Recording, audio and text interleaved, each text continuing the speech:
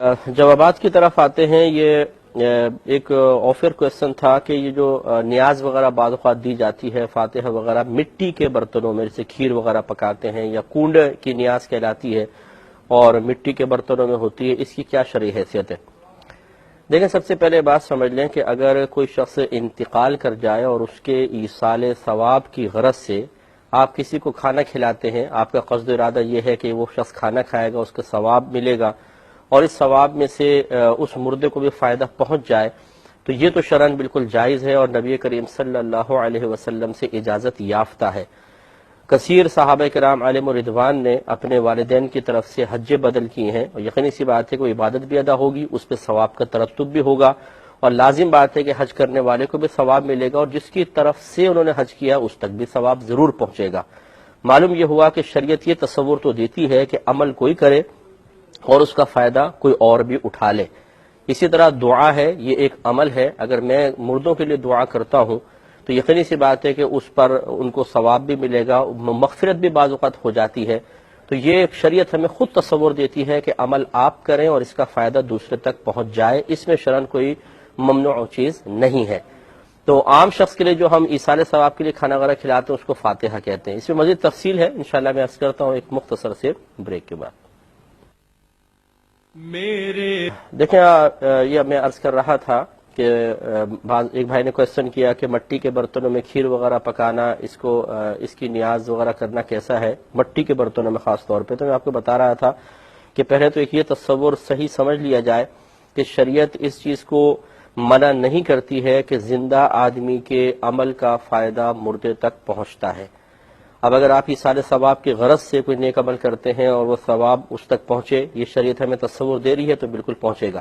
عام آدمی کے لیے جو کھانا وغیرہ پکا کے کھلایا جاتا ہے اس کو فاتحہ کہہ دیتے ہیں، اور کسی بزرگ کے لیے، بزرگ شخصیت کے ایصال ثواب کی غرض سے کوئی کھانا وغیرہ کھلایا جائے تو اس کو ادباً نیاز کہہ دیا جاتا ہے۔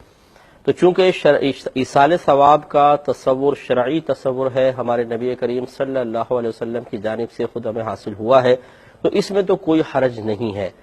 لیکن یہ قیودات لگانا کہ یہ مٹی کے برتن میں ہوگی یا مٹی کے کنڈوں میں ہوگی، یا بعض اوقات ایسا ہوتا ہے کہ جس کمرے میں پڑے ہیں اسی میں کھانا ہوگا، دوسری جگہ لے جانا منع ہے، یا بعض لوگ کہتے ہیں جی بی بی فاطمہ رضی اللہ تعالی عنہا کی نیاز ہے، سے مرد نہیں کھائیں گے۔ یہ تمام اضافے ہیں، اور اگر ان کو لازم و ضروری سمجھ کے کیا جائے تو ناجائز بھی ہے، لازم و ضروری سمجھ کر۔ اگر لازم و ضروری نہیں سمجھتے، نظریہ یہی ہے کہ چاہے کانچ کے برتنوں میں کریں، چاہے مٹی کے برتن میں رکھیں، چاہے کہیں پر بھی سب جائز ہے، لیکن چلے مٹی کے برتن کسی خاص واقعے سے نسبت کی بنا پر، کسی خاص وجہ سے، یہ ایک لوگوں میں رواج جاری ہو گیا، وہ کر رہے ہیں اور دوسرے کو ناجائز نہیں سمجھتے ہیں، تو پھر اس میں کوئی حرج نہیں ہے۔ لیکن لازم و ضروری سمجھیں کہ مٹی کے برتن میں ہی ہو سکتا ہے، اس کے علاوہ نہیں ہو سکتا، یہ غلط ہوگا۔ تو خلاصہ کلام یہ ہے کہ بعض اوقات ہم سمجھتے ہیں شاید نیاز جو ہے یا فاتحہ وغیرہ کھانا ہے یہ غیر اللہ کے لیے ہوتا ہے، یہ غیر اللہ کے لیے نہیں ہے، اللہ کے لیے ہے۔ کھانا اللہ کے لیے کھلایا جائے گا، اللہ تبارک و تعالیٰ کی رضا ہی مقصود ہوگی۔ صرف قصد و ارادہ پیچھے یہ اگر ہو کہ کھانا ہم اللہ تعالیٰ کے لیے کھلا رہے ہیں، لیکن اس کا جو ثواب ملے گا اللہ تعالیٰ اس میں سے فلاں مردے کو بھی حصے دار بنا دے، اس میں شرعاً کوئی حرج نہیں ہے۔ نیک عمل صرف اللہ کے لیے ہوگا، یاد رکھیں۔ ہاں، اسے ہم منسوب کر دیتے ہیں کہ بھئی یہ ایصال ثواب کس کے لیے کر رہے ہیں؟ فلاں کے لیے۔ تو مقصود ہوتا ہے کہ ثواب کا پہنچنے کا یا بھیجنے کا قصد و ارادہ فلاں کے لیے ہے، لیکن وہ عمل کس لیے کر رہے ہیں؟ اللہ تعالیٰ کی رضا کے لیے، تو اس میں شرعاً کوئی حرج نہیں ہے۔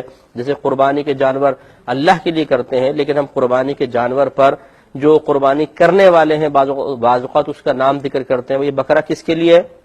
جی والد صاحب کے لیے۔ یہ بکرا کس کے لیے؟ والدہ کے لیے۔ تو یہ نام خالی ذکر کر دینا یا بکرے کو کسی کی طرف منسوب کر دینا، اس سے تو حرام نہیں ہو جائے گا۔ مقصود یہ ہوتا ہے کہ وہ اللہ کے لیے کر رہے ہیں، اور جس کی وہ ملکیت میں ہے یا جس کے ایصال ثواب کے لیے کر رہے ہیں اس کی طرف ہم منسوب کر دیتے ہیں، تو یہ ایک الگ چیز ہوتی ہے، اس کو سمجھنا چاہیے۔